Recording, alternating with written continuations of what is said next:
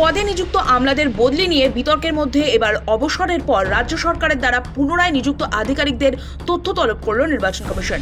অবসরের পর ফের নিয়োগ পাওয়া রাজ্য সরকারের যে কোনো ক্যাডারের আধিকারিকদের বিস্তারিত তালিকা চেয়ে পাঠানো হয়েছে রাজ্যের কাছে। কমিশনের তরফে এই তালিকা চেয়ে পাঠানো হয়েছে রাজ্য সরকারের বিভিন্ন দফতরে যেসব প্রাক্তন আইএএস এবং আইপিএস আধিকারিকরা কাজ করছেন, এমনকি অবসর নেওয়ার পরেও যেসব ডব্লিউবিসিএস অফিসারদের বিভিন্ন দফতরে নিয়োগ করেছে সরকার, চাওয়া হয়েছে সেই তথ্য। আধিকারিকদের একাংশের মতে ভোটের আগে এ ধরনের তথ্য তলব কার্যত নজিরবিহীন। এই বিষয় নিয়েই কর্মীবর্গ ও প্রশাসনিক সংস্কার দফতরকে চিঠি দিয়েছে নির্বাচন কমিশন। কোন দফতরে কতজন অবসরপ্রাপ্ত আধিকারিক পুনরায় নিযুক্ত রয়েছেন, তারা বর্তমানে কি দায়িত্ব পালন করছেন, অবসরের পর কতদিন ধরে কাজ করছেন, এই সব তথ্য বিস্তারিতভাবে দেওয়ার নির্দেশ দেওয়া হয়েছে। সেখানে যত দ্রুত সম্ভব প্রয়োজনীয় রিপোর্ট পাঠানোর নির্দেশ দেওয়া হয়েছে। সূত্রের খবর, কমিশনের এই নির্দেশের পরই নবান্ন থেকে রাজ্যের সমস্ত দফতরে বার্তা পাঠানো হয়েছে।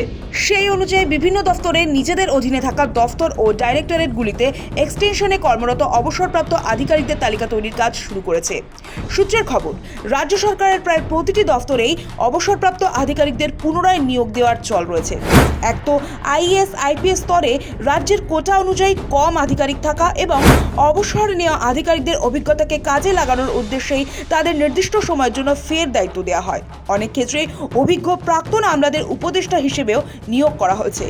মুখ্যমন্ত্রী দফতরে এমন নিয়োগ হয়েছে, যদিও তাদের সরাসরি নির্বাচন সংক্রান্ত কাজে যুক্ত থাকার সম্ভাবনা প্রায় নেই।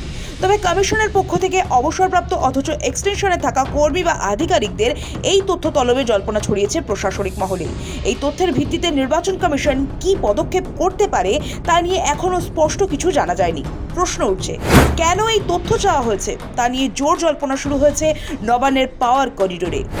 কোন দফতরে কতজন এমন আধিকারিক আছেন, তারা বর্তমানে কি কাজ করেন, অবসরের পর কতদিন ধরে তারা কাজ করছেন, এমন একাধিক তথ্য জোগাড়ে ব্যস্ত নবান্ন। সমস্ত দফতর এই তথ্য পাঠালে তা একত্রিত করে সিইও অফিসে পাঠানো হবে বলে জানা গিয়েছে। কিন্তু প্রশ্ন উঠছে, এই তথ্যের উপর ভিত্তি করে কি পদক্ষেপ করতে চলেছে কমিশন, নাকি এই আধিকারিকরা সরাসরি নির্বাচন সংক্রান্ত কোনো কাজে জড়িত আছেন কিনা শুধুমাত্র তা দেখে নিতেই এই তথ্য চাওয়া হয়েছে রাজ্যের কাছে।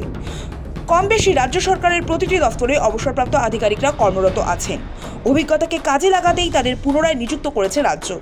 অনেকের মতেই এটা সদ্য শুরু হয়েছে এমনটা নয়, বহুদিন ধরেই অভিজ্ঞদের অবসরের পরেও কিছু বছরের জন্য পুনরায় নিযুক্ত করা হয়। এমনকি একাধিক অভিজ্ঞ আমলাকে উপদেষ্টা পদে নিযুক্ত করা হয়েছে রাজ্যের তরফে।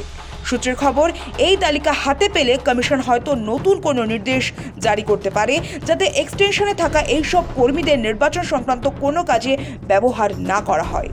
সৌভিক সান্যালের রিপোর্ট, সময় কলকাতা।